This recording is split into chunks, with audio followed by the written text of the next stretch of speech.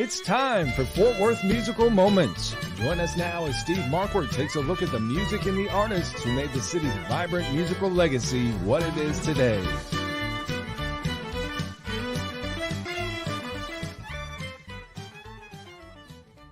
Well, hey there, it's Brent Adams for Fort Worth Musical Moments, and I'm here with Mike Marquardt, the producer of the Cowtown, birthplace of Western Swing Festival, and also music legend Junior Brown. Junior, welcome in. Thank you. And Mike, welcome in. Thank you very much, Brent. And we're coming off of viewing the seminal documentary of the Western Swing genre, the birth and history of Western Swing, produced by Mike. And we've got a whole host of folks who are very instrumental in making that thing happen. And one of the key figures who spoke throughout that documentary is Junior. Junior, you had a chance to see this thing. What were your impressions? I really liked it a lot. There's a lot to take in. That you don't lose concentration for a minute. Right, you don't. And Mike, how long is it now in its state? I've started on it about 3 years ago. I'm a first-time filmmaker, so it was the blind leading the blind kind of, but I had a lot of great help, and I'm nearing the completion. We're in the licensing stage right now, but I was very fortunate to have Junior. He actually told me he wanted to be in the film because he has a great love for Western Swing, and he did a great job. He's a great storyteller, and we had a number of other really good storytellers in the film. So, and what is its current length right now? Where are you at? It's an hour 50 minutes. We think PBS will do a 90-minute version of it first or second quarter next year, and then we hope to have the full-length version streaming on either Amazon, Netflix, and DVD sales as well. And Junior, to your point, it sure doesn't feel like that long. Once you wade into that first scene, it just pulls you right through, doesn't it? It's pretty fascinating, especially from a musical perspective. And you've been a student of this thing since day one, but as you look at it, were there things that you learned that you maybe didn't know or didn't remember? No, I pretty much knew all the stories that had been told in there because I knew the people. Right. Well, as you watched that, and a lot of those people sadly are no longer with us, what memories did that bring back to you? Well, it was bittersweet for me because, like as I said, I was friends with so many of the people in the film and, got to know them at the end of their lives, but at least I got to know them. But, it's just, like I said, bittersweet, but so many memories there. As you described growing up, you talk about being a bit of a nomad. Your father was a college professor. You moved around a lot. And I would imagine during that kind of upheaval, the one constant was always music. How did it influence your life? Oh, I just always took to music. I always liked it. I was playing piano before I could talk, So it was always something I was fascinated with. But then having the opportunity to become successful and then getting to meet my heroes prior to that and then after that, and having a chance to work with some of them, professional setting, it really meant a lot. I had worked with 10 or 12 of the Texas Playboys over the years in various bands, but to be able to get up and, do projects with George Jones and Ray Price and Hank Thompson, people like that, that was something that success had allowed me to do. And so I was very fortunate to get in on the end of all that. Right. Being that you started at an early age you're talking about the heavyweights in the history of music. Was confidence ever an issue for you, or did that build as you went along? Oh, as far as playing, yeah, you get confidence as you go. Mm-hmm. Yeah. Do you always consider yourself to be an equal to those that you mentioned? Oh no, of course not. They were the ones that paved the way. They were the greats. I was just learning mostly. I love his interpretation of it, though. He brought a new, different style of honky-tonk and Western swing that we all know is so unique, and why he has, I think, such a broad spectrum of fans from young and old. When he was in Austin, all these UT students would come out. The University of Texas students loved him, so. Yeah. Did you feel like you had to develop that unique? Is it just who you were? Or did you have to develop that kind of niche to really stand apart from what else was out there? I guess a little of both, but I didn't really. I tried to keep it real, Right. Just that instrument sets me apart. The Guit-Steel, it's got a guitar on the top. It's a double neck with a guitar on the top and then a steel below it. I got it on a stand, People are familiar with how I do that. I switch between the two instruments as I'm singing. Mm. So that kind of a contraption will make you unique. Whether or not you're going to live up to it musically is another matter. Now, had you seen that done elsewhere, or was that your creation? Oh, no, I came up with that. Yeah. Mm-hmm. It was convenient for me. Right. The only thing somewhat similar to that I can think of is when I saw Leon McAuliffe playing double neck and triple neck, but it was all on one steel platform. But his style is so unique because it's stand up, played like a handheld guitar. Yeah, and when I was first designing it, I had no idea whether something like that would work. But there was this group at the time. They were a rock group called Cheap Trick. All right. And this guy had this thing. He had 5 necks of a guitar hanging down. And I said, if that guy can put 5 necks on, I can sure get 2. Yeah. They're going to be big, but it'll work. And it did. And not only, everybody knows you for the Guit-Steel, but the songwriting, the choice of songs that you've chosen. Steve was asking a great question earlier in the session about, where do you fit? You can't really lock that style in a box. There's no set genre per se for what you're doing. Is that something that you're proud of? The fact that hey, we can't really put a label on this because it's unique. It fits into the traditional country thing most of the time. Right. My success that I've had were with mostly videos in Nashville, with the songs, my songs that I'd recorded. But yeah, I don't know. I never knew how to bottle it. I never knew how to describe it, and maybe that's one of the reasons why it was hard to market. I don't know. Well, there's a certain fun and a certain levity to it. Is that just who you are? Is that something that's always it just falls in there? Some of it's real serious. Some of it's kind of lighthearted. Yeah. Country music was always like that. Lighthearted and serious, different depending on the song and the artist. But over the years, it got less lighthearted. Why is it? They didn't want to be corny, Yeah. So. One of my favorite things that he does, and I don't know if he does it in every performance, but he'll go off on a kind of a California beach surf guitar music, and it's fabulous. I was listening to some of that today. Where does that come from? A guy that spent time in a lot of other areas. You talk about Arizona and New Mexico and places like that. Where did that come from? Oh, I just always liked all different kinds of electric guitar. Right. That surfy sort of twangy stuff is very similar to.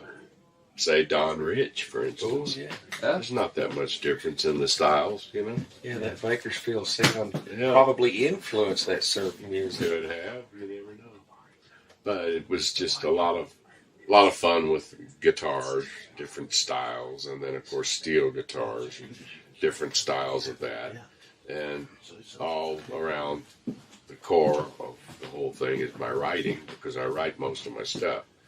Yeah. If I was just a multi-instrumentalist or singer or this or that, it wouldn't have the, it wouldn't gel together like it does, because I've written the songs, and I've written them in several styles, Western swing, honky tonk, a little bit of rock sort of stuff. I think you've been successful also in movie soundtracks and TV shows. He's had a number of songs. One of my favorite TV series Better Call Saul. He's the theme song for that. It's a great song. Yeah, we've had some fun over the years with that kind of stuff. Any projects on your mind? Anything that you haven't done or accomplished that you want to, or is it a constant process of creating? Do those juices ever slow down for you? No, we've had some issues as far as personal issues that have slowed me down in the last few years, but I'm back at it now, and I just kind of take the ideas where I get them. Sometimes it'll be a title of a song, and I'll write a little story around that. Yeah. Is it your happy place? Is it your escape? To some degree, yeah. Yeah. Well, how do you make it that way as opposed to this is drudgery or this is a burden? Well, no, it's never been that, and when it becomes that, then it's not fun anymore. Yeah. I think his wife being along his side, Miss Tanya, keeps him energized for this music. She's a fabulous talent. She sure is, and she's a good sounding board when I come up with ideas. I always ask her. Is there anything you ever could have envisioned yourself doing if you weren't doing music? No, I'm doing it. I paint a few pictures. I'm not very good, but I enjoy that, and really not much else. I tinker around with old cars, but nothing with any prospects that could have gotten me anywhere like music did. Yeah. What's your favorite old car? Oh, I've had several, and they've come and gone, but I still keep going back to those old early 50s Chevy trucks. They're just hard to beat. 47 through 54. Didn't one of your music videos feature you in an old Chevy? Yeah. What was the name of that song? Was My Wife Thinks You're Dead. I was listening to that song just this morning. I was tied up in the back of it. That's such a great song. Yeah. That's a great. And was that a song you wrote? Yeah. That's a huge hit. Yeah. Did pretty well for me as far as videos were real hot when that came out. It was like a new thing, videos, so got a lot of airplay. Yeah, kind of near the start of MTV, kind of that. Yeah, and then CMT and TNN in Nashville, they were trying to, I guess, that was their version of MTV. Right. Yeah. And I did quite well at that time. Well, this is something I asked Barry Corbin earlier. How do we collectively here, who are working so hard to kind of preserve the history of this, perpetuate this, so new generations will continue to have appreciation for it? There's no telling. First of all, if there are even going to be any new generations, and second of all, whether young people will carry it on. Those are the two questions. Right. I hope that this festival will get younger folks to attend, and like these rodeo queens and princesses we have here, they're all in their late teens, early 20s, and they love the music. They didn't know anything about it, but they're out there dancing, and that's what we just need to do more of, and spread it's a joyous music, this Western swing. I think that's what Bob Wills and Milton Brown were trying to do, because it happened it couldn't have come along at a better time, right at the Great Depression and the Dust Bowl, and they uplifted the people with this wonderful, joyous dance music. It has to have a context for today. Yes, it does. And the way, what gives me hope are people like Jason Roberts. Right. His folks used to bring him to shows, like with Alvin Crow or someone like that, and you'd see here he'd be with his folks, and he'd get up and play a song, and look how great he's become, because he got he's preserving the heritage. Well, if we can get a Jason Roberts in every generation, why we can maybe do this, I don't know. You talked about playing piano before you could talk. When did you get on the stage for the first time? The one I remember was the Boy Scouts jamboree. We were walking around to all the different campsites, and then playing, singing. Kind of wandering troubadours, me and another guy, and we managed to get to the campsite of the top brass of this Boy Scout jamboree, and they said, "Why don't you come tonight for the show and play some on stage?" And that gave me the bug. They stuck that little mic up to me, and I sang and played, and I was hooked. That was 1964, something like that. The reaction was kind of a drug, wasn't it? Yeah, I don't know, not so much the reaction, but just the feeling that I could do it. You know, I could do it, and people wanted to hear it. I guess this reciprocal thing happened between the crowd and myself, which is still going on to this day. You know, connecting and feeling that energy. We talk about Wills and Western Swing. Who were some of the other artists who influenced you? Oh, everybody, yeah. I listened to, of course, I watched a lot of TV, and, you know, Ernest Tubb show, that was a big one, and of course the rock influences going on at the time, so I had a lot of music to listen to. You probably just taken a little bit from each of them. Well, not each of them, but, you know, my dad being a college professor, I was able to hang out with the college kids who were much older, and they had the good records. Yeah. And blues was going real big, kind of a folk. The early 60s, there was a folk revival amongst kids. And there are a lot of good blues records I got to hear. And so it all did something to me, whether I used any of it or not. Mm-hmm. Were there any points in your career where it maybe wasn't going so well, and you thought, maybe this isn't for me? Yeah.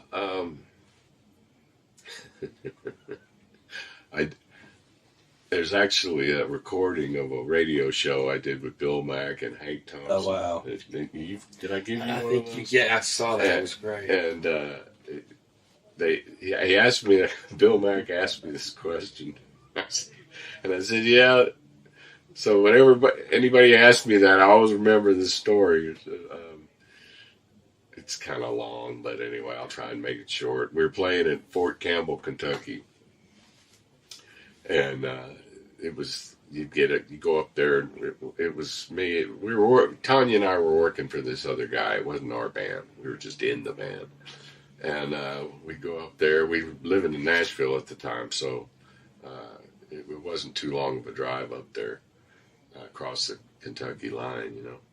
And we're playing in this hall, and they're having this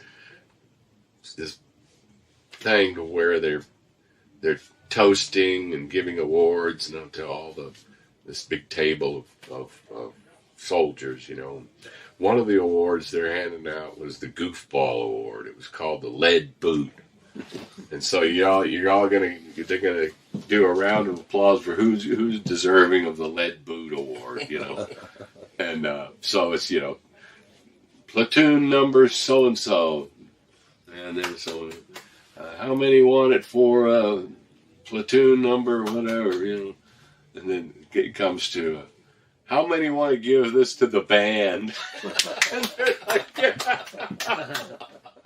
to give us the Goofball Award.